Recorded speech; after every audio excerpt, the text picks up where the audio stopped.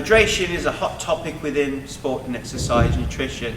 There's this general idea amongst athletes that the more I drink, the better I'm going to perform, and there's this exceptional fear of dehydration occurring.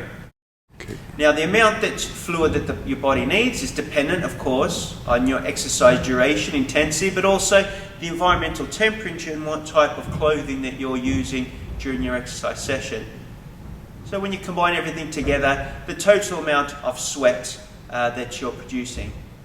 And of course, that will be linked to body fluid losses.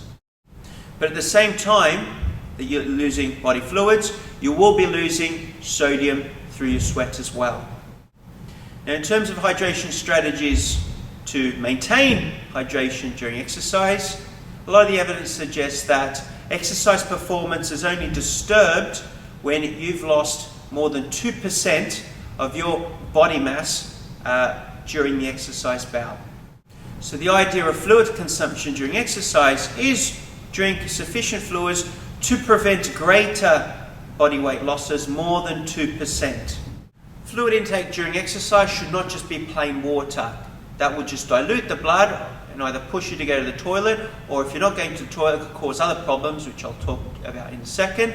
But during exercise, your fluid composition should contain some carbohydrate, a 6% solution ideally, and a pinch of salt to provide some sodium in the fluids. Both those two components together will overall contribute to a better hydration status during your exercise bout. Now, one major problem in terms of hydration that we've seen over the past few years is actually athletes have a tendency to overdrink and not go into dehydration.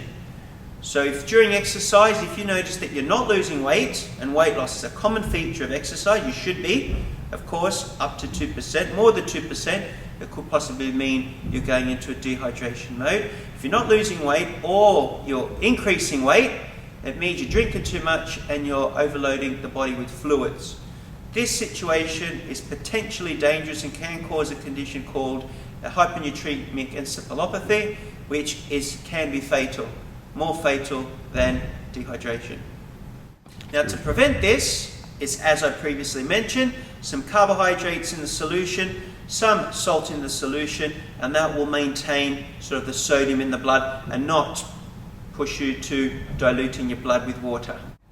An easy way to determine how much fluid you require during your sport and exercise training sessions, no matter what intensity, duration, the ambient temperature or clothes you're wearing, is just to drink to thirst. A lot of evidence has suggested that your thirst mechanism isn't a state that you're in dehydration. It's just the point at which your body's telling you, hang on a second, it's time to start drinking, to stop you getting into a dehydration phase. So actually, a lot of scientific evidence suggests that drink to thirst is a good mechanism, especially for athletes. And that will stop you from over drinking and potentially creating more serious problems. Additionally, for optimal hydration, nutrients play a big role in getting the water that's within that fluid and pushing it into the body cells where hydration occurs. If you're just drinking plain water, it's just going to hang in the blood and you're going to pee it out. But if you can grab some nutrients within that fluid, that's going to push those fluid into the body cells. So of course, carbohydrates, proteins, and electrolytes, which are minerals, will help with the overall hydration package.